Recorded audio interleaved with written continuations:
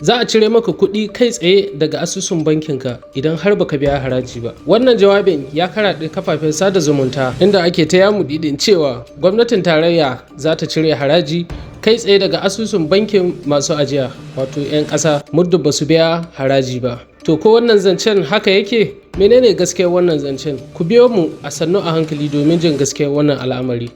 Shugaban kwamitin gyaran haraji na ƙasa Taiwo Oyedele ya bayyana cewa dokokin haraji ba su ba gwamnati ikon cire kuɗi kai tsaye daga asusun bankin mutane saboda bashi na haraji ba.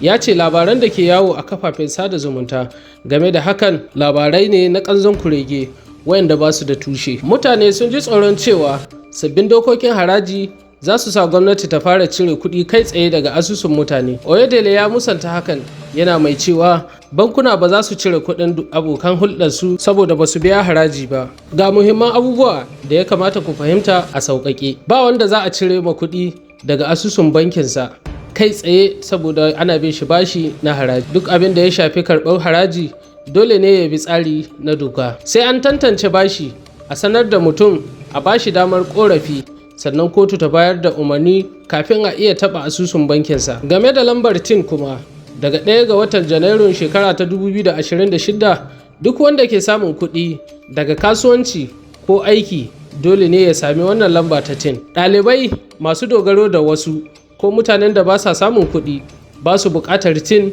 don buɗe ko amfani da asusun su na banki. Idan kana da tin wato kana da ita a baya ba za a baka sabuwa ba, za a ci gaba da amfani da wannan. Wace rawa bankuna za su taka a lamarin tin? Bankuna za su iya neman tin daga mutane da ke samun kuɗi. Bankuna za su aika rahoto ga hukumar haraji idan har asusun bankin ya juya kuɗin da suka kai kimanin naira miliyan 25 ko sama da haka a ƙarshen kowane kwata, wato kusan miliyan 100 a shekara kenan. Wannan rahoto ba yana nufin cire kuɗi ba kai tsaye, ana yin sa ne domin sa ido da bin doka. Wane mataki za a kai a cire kuɗi daga asusun mutum? Hanya guda ɗaya kawai ita ce umarnin kotu. Wannan hanya mai tsawo ce kuma ba kasafai ake amfani da ita ba.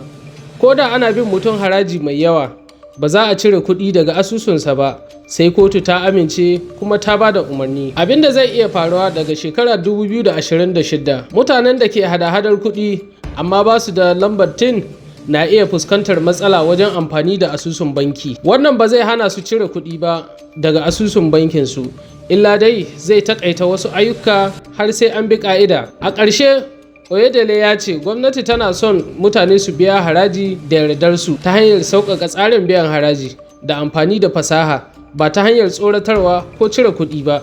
Ya ƙara da cewa ya kamata a guji yaɗa jita-jita domin kada su lalata amincewa tsakanin jama'a da kuma bankuna da kuma hukumomin haraji.